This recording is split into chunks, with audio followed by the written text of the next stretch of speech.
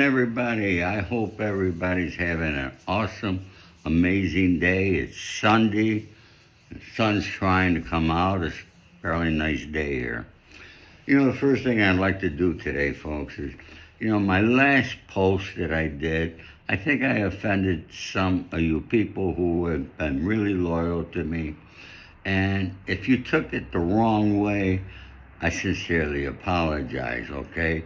I didn't mean nothing bad from it, okay? I am human just like you are. So, I have my good days and bad days too. I try to make every day a positive day, though, and try to make people happy. And the information that I provide to give you from my 80 years on this planet is the truth. I do my research on discussions that I talk about. And lately, I'm a guy that believes that what happened in the shadows stays in the shadows. So I haven't been telling you a whole lot of bunch of gangster stuff. You can get that from other guys, and you could believe them or not believe them. Okay, it's up to you. That's your choice. I lived the life. So I really don't enjoy talking about it. And I got thousands of stories that I could tell you. I could tell you because I was in the room. And let me explain what means it when I say I was in the room. I was with these people. And they talk. And I listen. So I know what I'm talking about. You could believe it, not believe it, but one thing from Ori Spado, you're going to get the truth, you're going to get the facts. Now, like everybody else, once in a while I might be wrong, okay? But I'm not wrong about anything that I did in my life, things that I've done, things that I know, okay? I hear other people on YouTube, I could tear them apart like you can't believe, but I don't want to put people down. Okay? Even if they're a rat, I don't want to put them down. I don't do that. I try not to. Sometimes I might. But lately I've been doing a lot about Diddy. And as you know, it seems like that trial is going to happen in May. I think they only delayed it 1 week. But right now, and if you saw my post that I did yesterday, from the hotel where he was throwing and beating Cassie Ventura around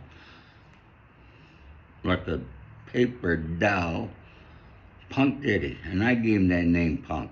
And I'll stand by that, okay? I got no problem with it because that's what he is.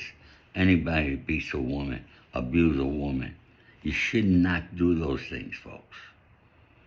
If you're a man, a real man does not do those things to a woman. I want you to know that, if you don't already. I'm sure a lot of you know women who've been beaten by their husbands, their boyfriend, okay, and they live in fear like you can't believe. I feel terrible for these women. I see it every day. It just breaks my heart, okay? And these women are in so much fear, they're afraid to leave the situation. It's a situation that's unbelievable, and a lot of people don't understand. And I'm going to be, as far as Diddy's concerned, okay, you know that the Diddy's attorneys are trying to get that tape not to be used in court, saying the timestamp's wrong, this and that, okay, who really made it, and, the fact is, we seen that, all right? It was Diddy. It was Cassie. It was at the Intercontinental Hotel. Okay, I don't care what timestamp they put on it. I don't care if it was delayed by a second. that has no bearing on anything. Nothing. Everybody's seen that tape around the world. Another thing I talk a lot about, politics. Now, when I was in the Army, folks, okay, I'm going back, 1963, that I joined the Army. We were told never to discuss politics or religion. Okay, because you can't win on either one of those situations. And I tried all my life not to. But it's only in the last 10 years that, I've really been doing a lot of studying about politics. I've been around. I know a lot of it.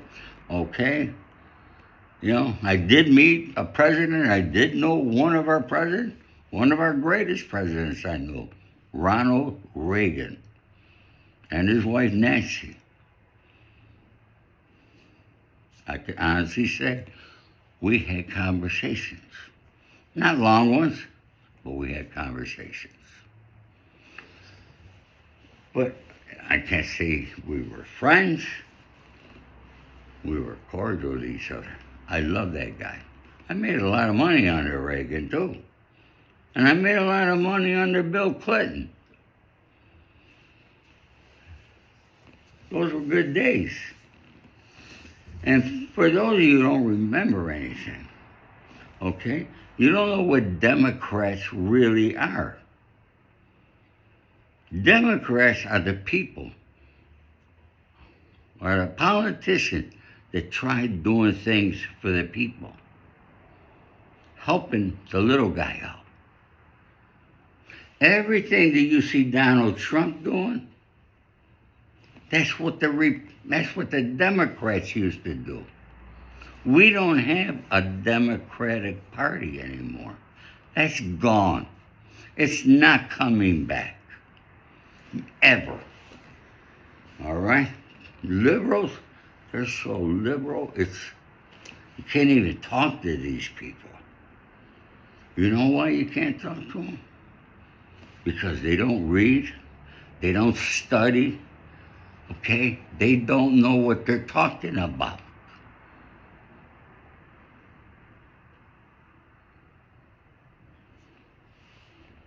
Now, politics is not just something I got into or I thought I'd do yesterday. I didn't do it because of the election or anything else. You all heard what I talked about, okay?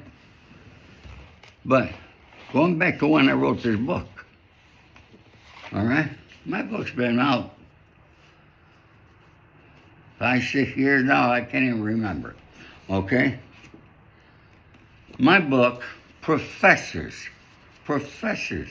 are saying this is one of the best well-written books they ever read. Coming from professors at colleges, it's a big thing. At the end of my book is something that I don't recall ever seeing in any other books. I have letters to people who are my friends, who are alive, and a lot who are dead. Okay? My friend Jerry Zimmerman. You all heard that name, Jerry Zimmerman, several times. Michael Franchese talks about him once in a while. Jerry was a dear friend of mine. We made a lot of money together. There's a letter to him here. Jack Gilardi, agent at ICM. He worked the biggest stars in the business. All right, there's a letter to him. There's a letter to Sonny Franchese. There's a letter to Jimmy Cacci. In my opinion, Jimmy was out here on the West Coast. Sonny was the East Coast. Jimmy was a real gentleman and one of the best guys I ever knew. My mate Joey Pyle in London, how we met and how close he and I became. And today, his son is like my third son. I know his grandchildren. So, folks, when I say I'm loyal right to the end. I'm no bullshit. There's even a letter there to Michael Franchese. Yeah. You should read that letter. And of course, there's a letter to my children and some other people. All right, but I want to read you a letter that I wrote to the U.S. House of Representatives. Okay? I hope some of them read it. Will it do any good? I don't know. I've asked a lot of you people to, you want to buy an extra book and send it to your representative? I think they should read this. And let me read it to you. A letter to the U.S. House of Representatives. Allow me to introduce myself. My name is Orlando Carlos Spado. However, I am known as Ori Spado, the Accidental Gangster. Yes, I was a gangster, but now I am reformed, doing what I can to help young men and women stay out of life of crime and gangs. I have one simple question for all of you. Why do you make promises when you run for office and then change once you are elected? From 1963 to 1966, I served my country proudly. And I want to tell you, when I say I take an oath and I sign papers, I took another secret oath in the Army, which I never discussed. Why? What it resulted in with anybody. And I will take that to my grave. Upon my release, when I got home, the very first thing my father did was take me to register to vote as a Democrat. When I asked him why, he said that the Democrats would do things for the little man. That was in 1966. What has changed? Everything has changed. When I moved to Los Angeles, I registered as a Republican. And now, since my release from prison, I changed to no party affiliation, along with millions of others. When I joined the Army, the first thing we were told was not to discuss politics or religion. And now it seems that is all everyone talks about, and pure disgust. All the hatred going on in this country is unnecessary. And who is to fault? It begins right there in Washington, D.C., from all of you members of the U.S. House of Representatives.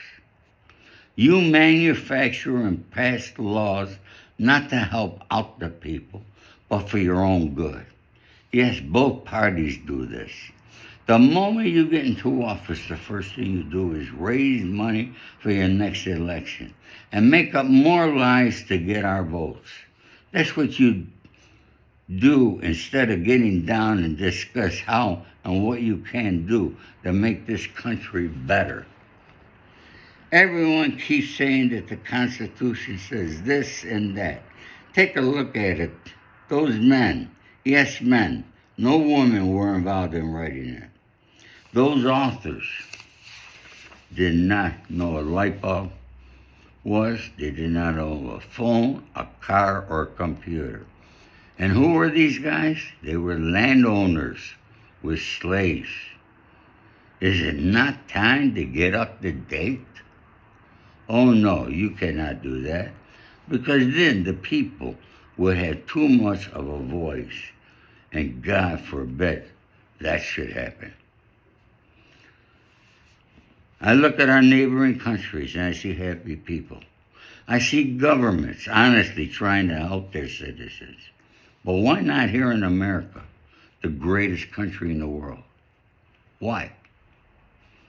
The scales of justice are so lopsided, it's disgusting.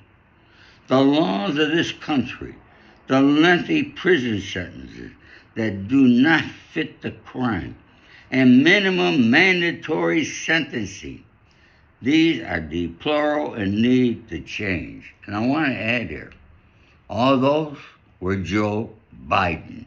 Joe Biden wrote the worst crime bill.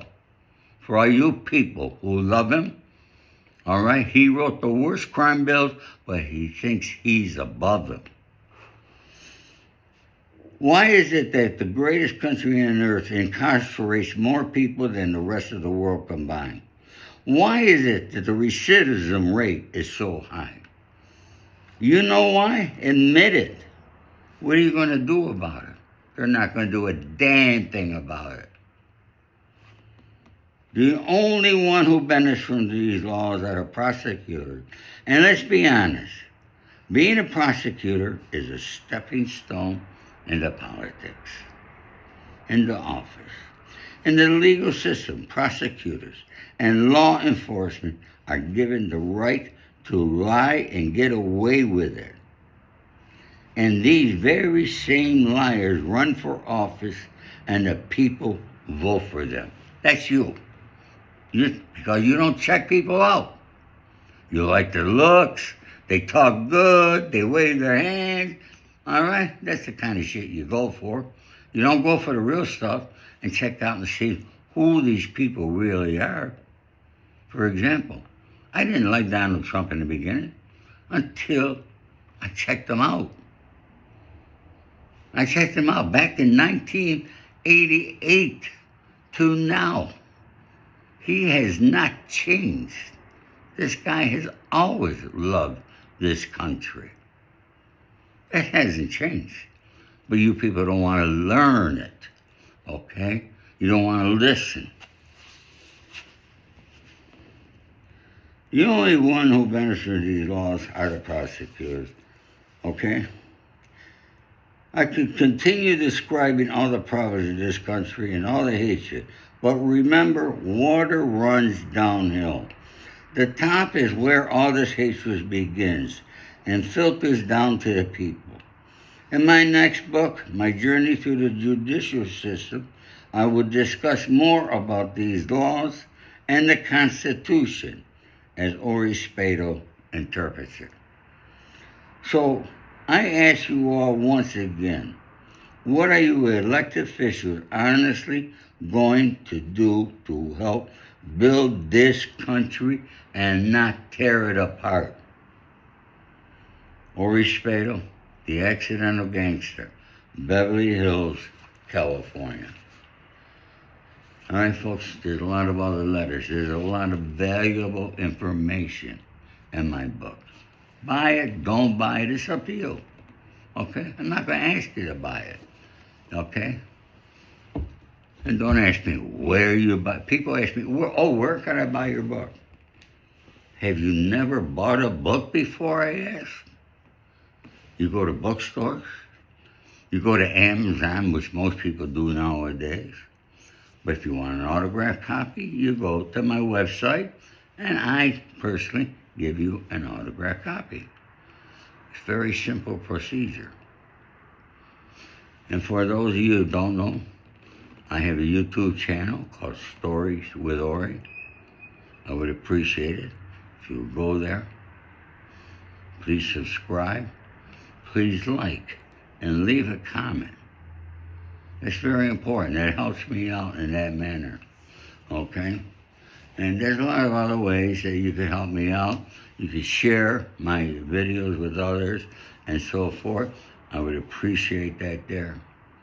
And once again, folks, I give you all my love and respect. Have a great day. God bless you all.